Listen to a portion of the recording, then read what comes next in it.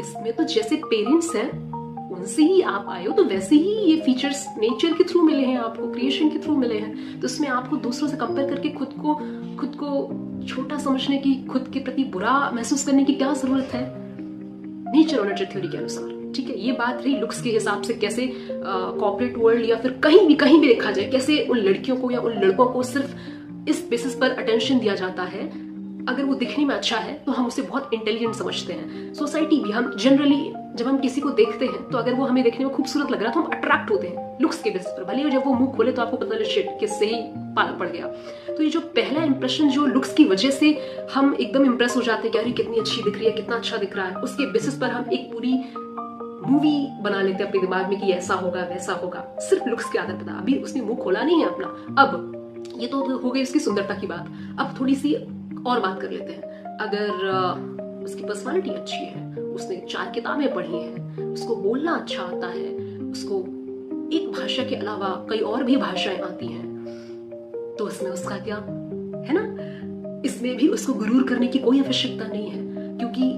वो जिस वातावरण में पला बड़ा है, जो एनवायरनमेंट उसकी फैमिली ने उसे प्रोवाइड करवाया है, वो उसके कारण वैसा है। उसको जिस स्कूल में शिक्षा मिली, जिस कॉलेज में शिक्षा मिली, जैसे उसकी परवरिश हुई, जैसे उसके माता पिता बात करते हैं, जैसे उसके माता पिता का माइंडसेट है, जैसे उसके माता पिता ने उसे जीवन दिया, जहां पर उसके बचपन के 18 साल या 22 साल बीते हैं, उसका एक्सपोजर जैसा रहा, वहां जिस एरिया में वो जन्मा, जैसे स्कूल में वो पढ़ा, वो वैसे से ही रहेगा ना। उसकी पर्सनालिटी, उसके बोलने का तरीका, उसकी भाषाओं का ज्ञान, उसकी जागरूकता, तो इसमें भी उसका कुछ भी नहीं है। ये जो कृपा है, जो देन है, ये कहीं ना कहीं जहां पर वो पैदा होता है, जहां पर जैसे उसके माता पिता हैं, जिन टीचर्स से उसने शिक्षा ली है, जैसी ओवरऑल अपब्रिंगिंग उसकी हुई है, सारा श्रेय उसको जाता है। तो उस इंसान को इस बात पर गुरूर करने की कोई जरूरत नहीं है कि वो दूसरों से बहुत अच्छी भाषा बोल लेता है, बहुत स्मार्ट है, दूसरों से कुछ ज्यादा ज्ञान हासिल कर लिया है, बहुत स्मार्ट डिग्री है,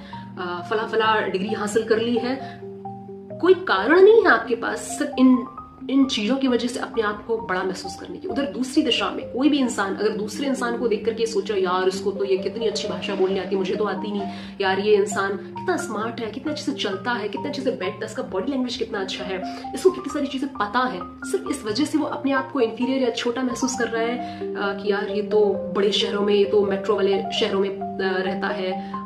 इसको तो बहुत सारी अपॉर्चुनिटीज मिली हैं। तो इसमें आपको छोटा महसूस करने की कोई जरूरत नहीं है, इसमें आपकी कोई गलती नहीं है। आप जहां पैदा हुए हैं इसमें आप कुछ नहीं कर सकते थे। आपको जिस स्कूल में डाला गया आपके माता पिता ने डाला, आपको जैसी शिक्षा मिली वो आपके माता पिता के द्वारा